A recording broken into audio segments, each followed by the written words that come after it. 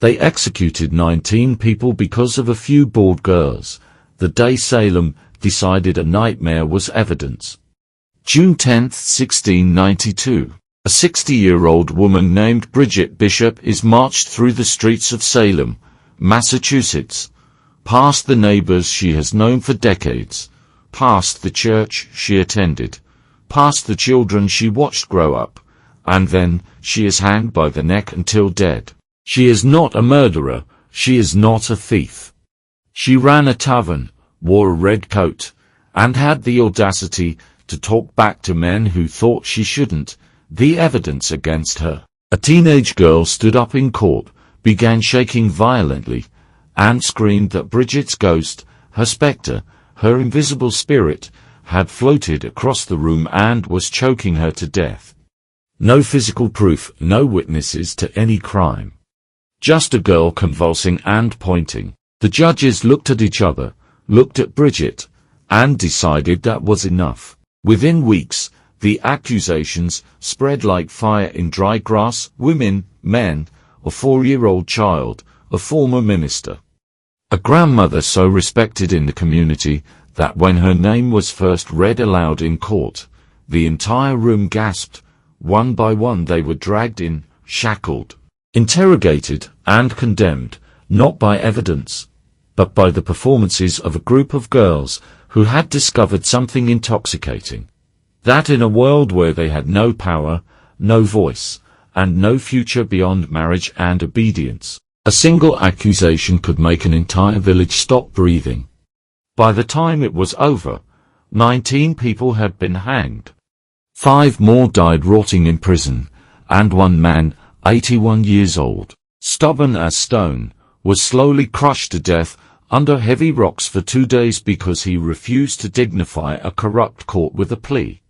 His name was Giles Corey, as they added weight to his chest, as his ribs cracked and his breath disappeared. The sheriff leaned down and asked him. He died before he surrendered. Not a single one of them was a witch. When the accusation was the weapon all along, what the textbooks call hysteria, historians now read as something colder, strategy.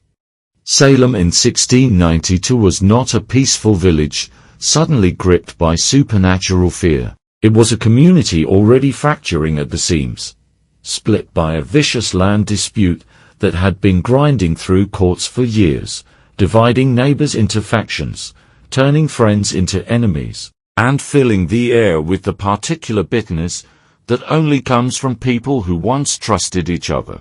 The Putnam family sat at the center of it. Patriarch Thomas Putnam had lost inheritance claims, lost legal battles, lost face.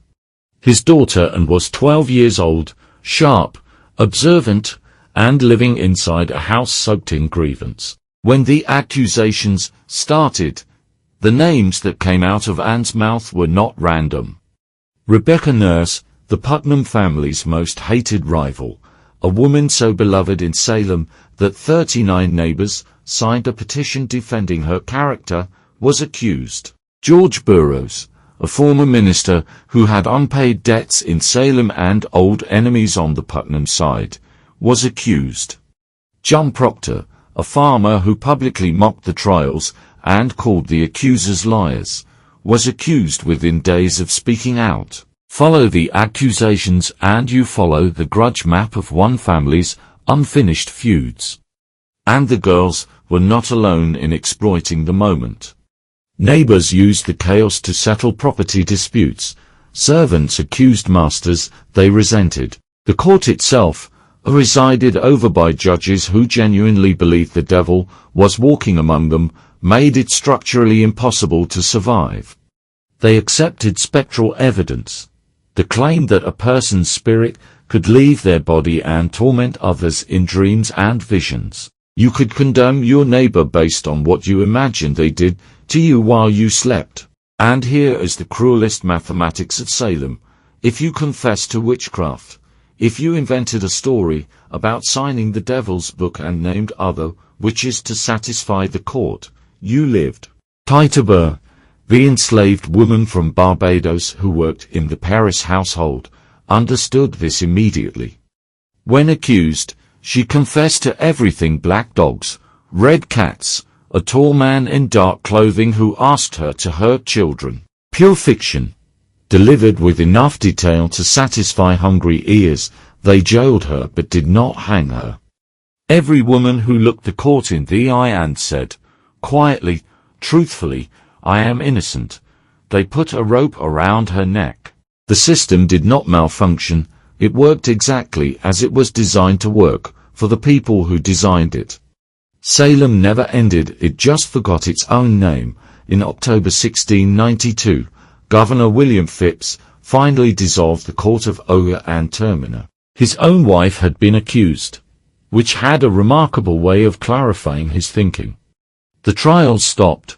The remaining accused were quietly released. Salem went silent the way a crowd goes silent after something terrible, not with resolution, but with the particular shame of people who know what they participated in and cannot yet say it out loud. Years passed. In 1706, Ann Putnam Jr., one of the primary accusers, stood before her congregation and delivered a public apology. She was 26 years old. She said she had been deluded by Satan, that she had caused the destruction of innocent people, that she was deeply sorry. It was a remarkable thing to say. It was also, notably, the only formal apology any accuser ever made. What she did not say, what no one said, was why it started.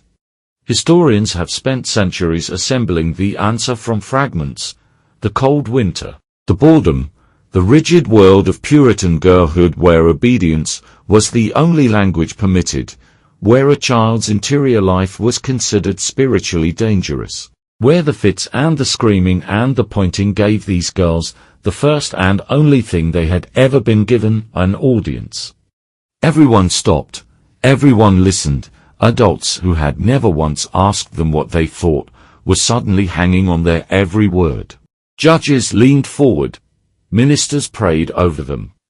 The entire machinery of Puritan authority reorganized itself around their testimony. It is not a comfortable thing to sit with, that 19 people died, in part, because a group of children were so starved for attention that catastrophe filled the gap. But Salem's deepest lesson is not about them. It is about every adult in that village who watched it happen and said nothing, every judge who knew spectral evidence was absurd and signed the warrants anyway, every minister who suspected the truth and chose his reputation over his conscience, every neighbor who was quietly relieved it was someone else's name being called. Salem is not a story that ends in 1692. It is a story that repeats every time fear becomes permission, every time accusation moves faster than proof, every time the crowd decides the verdict before the facts arrive. 19 neighbors were killed because not enough people had the courage to say, "This is wrong." Do not be the crowd, be Giles Corey.